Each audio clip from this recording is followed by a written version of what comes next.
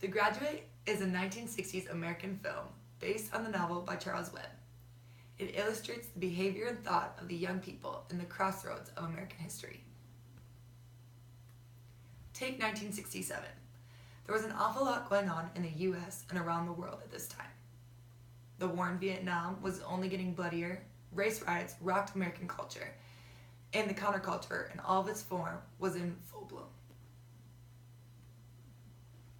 Hippies were flooding into San Francisco Haight-Ashbury, where new music, sex, and drugs built what was called the Summer of Love. This was a new era where values changed drastically among generations.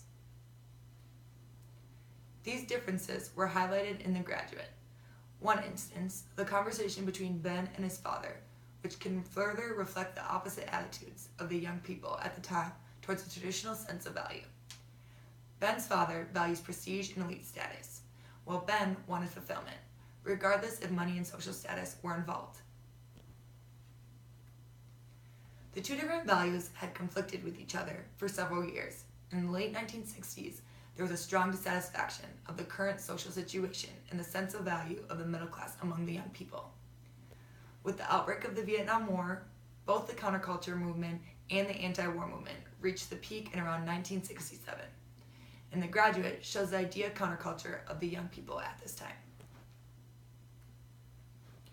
Sexual revolution is a part of the counterculture movements in the 1960s, and it is shown in the movie by Mrs. Robinson's seduction behavior. This new culture of free love encouraged millions of young people to accept the beauty of sex as a natural part of everyday life.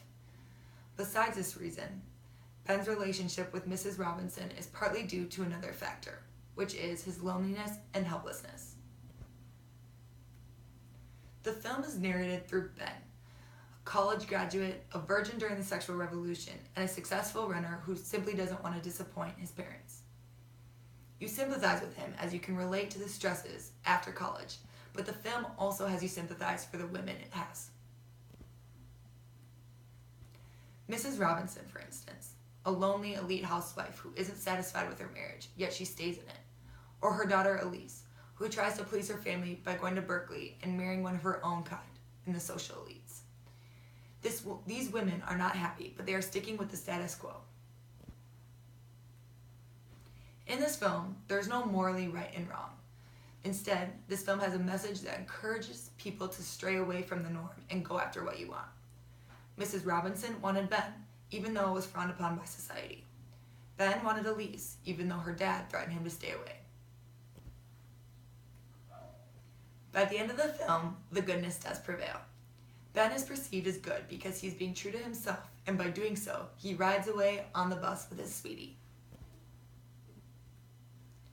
There were many techniques used in the recording of this film, the best one being the use of panning. The camera would film a scene from the view of Ben, then zoom out to get the whole picture. This made the watcher feel as if they were in Ben's shoes and made the movie more interactive. The music choice was also a nice touch. It used music with beats to match the movement in the movie. For instance, when Ben is driving in the car trying to find his honey, a more upbeat song was playing to add suspense. When the actors make love, they play more romantic music. Each song played added a little bit more to the scene.